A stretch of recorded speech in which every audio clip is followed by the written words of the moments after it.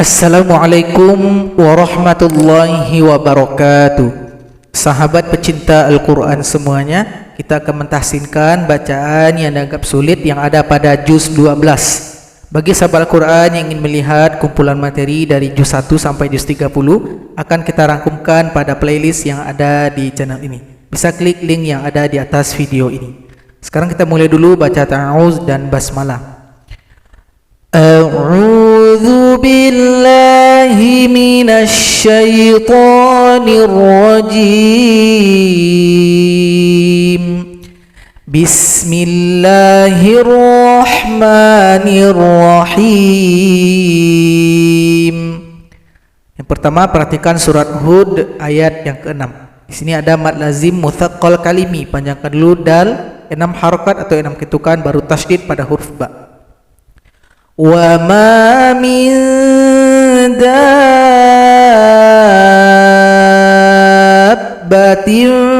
fil ardi illa 'ala Allahi rizquha.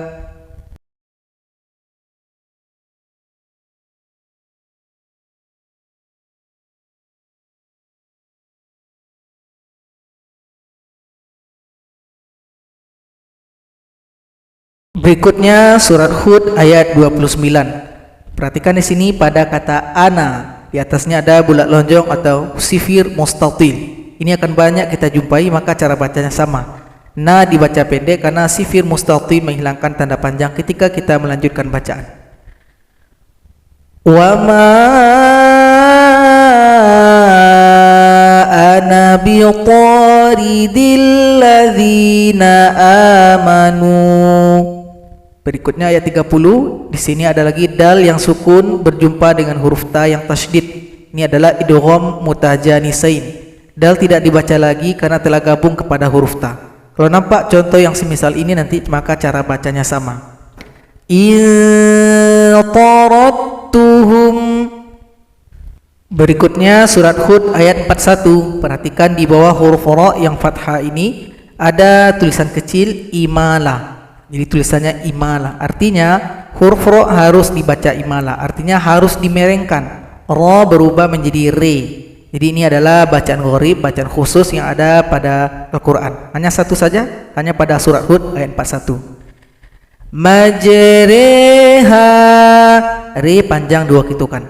Majreha Bismillahi majriha wa mursaha. Berikutnya pada ayat 42, perhatikan ada nun kecil yang sudah kasroh di bawah hamzah wasal. Ini adalah nun wiqayah. Kalau sudah seperti ini maka baca saja yang tertulis. Wa nada Nuhun ibnahu. Jadi Nuhun ibnahu. Jadi nun kecil menggantikan posisi hamzah wasal. Berikutnya masih pada ayat 42. Di sini ba yang sukun tidak dibaca lagi karena telah gabung kepada huruf mim. Idgham mutajanisain. Ya bunayya kam ma'ana. Ya bunayya kam ma'ana. Kaf langsung loncat pada huruf mim karena ba telah gabung ke sini. Perhatikan surat Hud ayat 68. Di sini setelah huruf dal ini ada alif, di atasnya bulat lingkaran namanya sifir mustadir. Juga menghilangkan tanda panjang. Dal dibaca pendek. Ala inna thamuda kafaru rabbahum.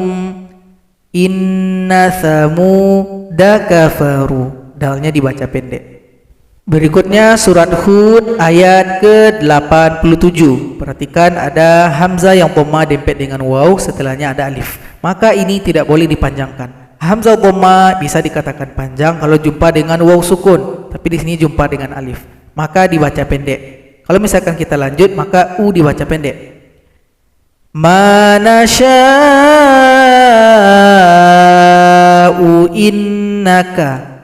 Jadi u dibaca pendek. Kalau di sini kita berhenti, kebetulan ada waqaf qaflam, al-waqfu aula, lebih diutamakan kita berhenti, maka hamzah disukunkan saja. Manasya Jangan sampai dibaca manasya'u, itu salah. Hamzah langsung disukunkan. Atau kalau lanjut dia dibaca pendek. Berikutnya ayat 97, ada lagi bulat lingkaran sifir mustadir, sama dengan yang sebelumnya, dibaca pendek huruf lamnya. Wa malaihi. Berikutnya surat Yusuf ayat yang ke-9. Perhatikan di bawah hamzah wasal ada nun kecil. Di sini cara bacanya ada dua. Kalau misalkan sahabat Al-Quran langsung mulai ayat 9, maka nun kecil ini tidak usah dibaca, diabaikan saja. Maka hamzah wasal yang polos kita berikan harakat dhammah. Karena patokannya kita melihat kepada huruf yang ketiga. 1, 2, 3. Huruf ta dhammah, maka di sini juga dhammah. Uqatulu. Nah, jadi cara mulainya uqatulu. Kalau seandainya kita gabung dengan ayat 8, maka kita pakai cara baca yang kedua. Jadi kita gabung sehingganya huruf yang berada sebelum nun kecil pada ayat sebelumnya nun yang kasratain, mubinin menjadi mubini. Jadi nin diringkas menjadi ni. Kemudian hamzah wasal tidak dibaca lagi karena posisinya digantikan oleh jembatan kecil yang bernama nun wiqayah. Barisnya wajib ni, baris di bawah tidak boleh na, tidak boleh nu, karena itu kaidahnya. Ini kalau seandainya kita gabung, inna abana lafi dhalalim mubinini qatulu. Itu kalau digabung. Tapi kalau nggak digabung, nun dibiarkan uqatulu. Bisa dipilih salah satu di antara dua cara baca ini. Berikutnya surat Yusuf ayat yang ke-11. Di bawah kata la ta'manna, di bawah huruf nun ada tulisan kecil ishmam. Artinya huruf nun ini harus kita baca dengan memonyongkan bibir kita. Jadi asal katanya adalah la ta'manuna. Nah, jadi bunyi huruf nun yang dhammah di sini disembunyikan, maka kita timbulkan dengan ishmam. Jadi cara bacanya mesti kita praktek atau talaki dengan guru kita masing-masing. Perhatikan posisi mulut ketika baca ini. Jadi kata la ta'manna dibaca dengan SMS. Senyum, monyong, senyum. La ta'manna.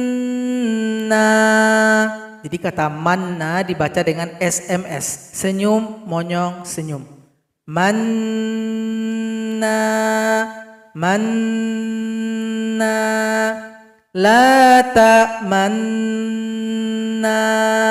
la ta'manna.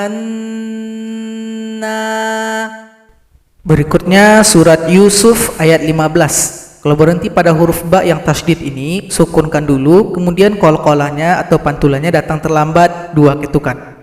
Fi ghayabatil jub. Karena dia bertasydid maka qalqalahnya enggak langsung. Fi ghayabatil jub. Berikutnya pada ayat 17 di sini kalau berhenti huruf ba disukunkan, sempurnakan dulu huruf sukun berikutnya langsung dipantulkan pada huruf ba. Fa'akalahu dhi'b. Fa'akalahu dhi'b.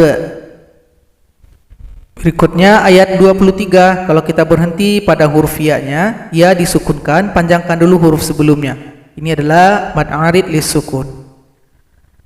Innahu rabbi ahsana mathwaya. Mathwai. Berikutnya ayat 28. Kalau berhenti pada huruf nun tasydid maka nunnya disukunkan, bunyi dengungan kita lanjutkan 2 ketukan. Min kaidikun. Berikutnya ayat 31. Jadi caranya sama, nun disukunkan, berikan bunyi dengungan. Alaihin aidiyahun. Terakhir ayat 34. Kaidahun. Jadi sahabat Al-Quran itulah beberapa ayat yang harus kita tahsinkan ketika membaca juz yang ke-12. Semoga bermanfaat. Assalamualaikum warahmatullahi wabarakatuh.